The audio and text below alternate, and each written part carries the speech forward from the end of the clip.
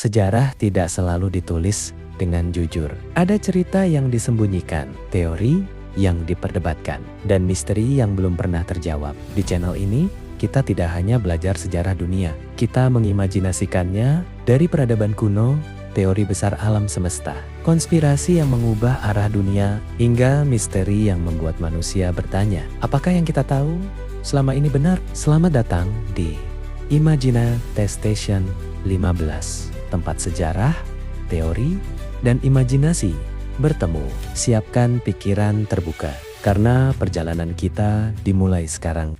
Baghdad, kota yang pernah menjadi pusat ilmu dunia. Tahukah kamu, pernah ada satu kota di dunia yang menjadi otak peradaban manusia? Sebuah kota di mana ilmu dihargai lebih tinggi dari emas, di mana buku lebih bernilai daripada senjata, dan di mana para ilmuwan dihormati seperti bangsawan. Kota itu bukan di Eropa, bukan pula di Cina. Kota itu bernama Baghdad, bagian pertama dunia sebelum Baghdad. Sebelum Baghdad bersinar, dunia sedang berada dalam kondisi yang timpang. Di Eropa, Kekaisaran Romawi telah runtuh. Ilmu pengetahuan nyaris terhenti. Banyak karya filsafat dan sains Yunani dianggap berbahaya dan dilarang. Sementara itu, di timur, peradaban Islam sedang tumbuh pesat, bukan hanya secara militer, tetapi secara intelektual. Dan di tengah perubahan besar inilah Baghdad lahir. Bagian kedua, pendirian kota Baghdad tahun 762 Masehi. Khalifah Al-Mansur dari dinasti Abbasiyah mendirikan sebuah ibu kota baru. Baghdad tidak dibangun secara sembarangan. Kota ini dirancang berbentuk lingkaran sempurna, melambangkan keteraturan dan keseimbangan. Di pusatnya berdiri istana khalifah dan masjid, sementara di sekelilingnya berkembang pasar, sekolah, dan pusat diskusi ilmu. Sejak awal, Baghdad bukan kota dagang biasa. Ia dirancang sebagai pusat peradaban dunia.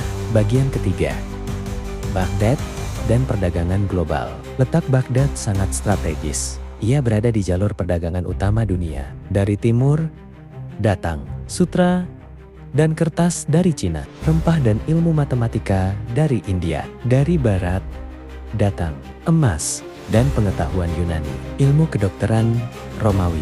Semua bertemu di Baghdad. Namun, yang paling penting bukan barang yang diperdagangkan, melainkan gagasan dan ilmu pengetahuan. Bagian keempat, lahirnya Baitul Hikmah di masa Khalifah Harun ar-Rasyid dan putranya Al-Mamun. Baghdad mencapai puncak kejayaannya. Didirikanlah sebuah institusi legendaris, Baitul Hikmah, House of Wisdom. Ini bukan sekadar perpustakaan, ini adalah pusat penerjemahan, akademi, riset, observatorium, astronomi, tempat diskusi ilmiah, lintas budaya. Para penerjemah dibayar dengan emas seberat buku yang mereka terjemahkan. Ilmu benar-benar dihargai. Bagian kelima, gerakan penerjemahan besar-besaran di Baitul Hikmah. Karya-karya kuno diterjemahkan ke dalam bahasa Arab, filsafat Aristoteles dan Plato, kedokteran Hippocrates dan Galen, matematika Euclid, astronomi Ptolemy. Yang luar biasa. Para ilmuwan Baghdad tidak sekadar menyalin, tetapi mengkritisi dan mengembangkan. Ilmu bukan dogma, ilmu adalah sesuatu yang boleh diperdebatkan. Bagian keenam, Al-Khawarizmi dan lahirnya matematika modern. Di Baghdad, hidup seorang ilmuwan bernama Muhammad bin Musa Al-Khawarizmi. Dari namanya, lahirlah kata algorithm. Ia memperkenalkan aljabar, sistem bilangan desimal, konsep nol. Tanpa Al-Khawarizmi, tidak akan ada komputer, smartphone, internet. Semua teknologi modern berakar dari Baghdad. Bagian ketujuh, Ibnu Sina dan revolusi kedokteran. Nama lain yang tak kalah besar, Ibnu Sina atau Avicenna. Karyanya Al-Qanun fi al-Tibb menjadi buku kedokteran utama di Universitas Eropa hingga abad ke-17. Ia membahas diagnosis penyakit, anatomi tubuh, eksperimen medis, etika, kedokteran. Saat Eropa masih menganggap penyakit sebagai kutukan, Baghdad mempelajarinya secara ilmiah. Bagian ke-8, astronomi, kimia, dan fisika. Baghdad juga menjadi pusat astronomi. Para ilmuwan menghitung pergerakan planet, membuat peta langit, menentukan kalender dengan presisi tinggi. Di bidang kimia, Jabir Ibnu Hayyan mengembangkan destilasi, kristalisasi, eksperimen laboratorium. Ia sering disebut sebagai bapak kimia modern. Bagian ke-9, kota toleransi ilmu, satu hal yang jarang dibahas. Baghdad adalah kota tanpa diskriminasi ilmu. Di Baitul Hikmah, Muslim, Kristen, Yahudi, Persia, Arab bekerja bersama.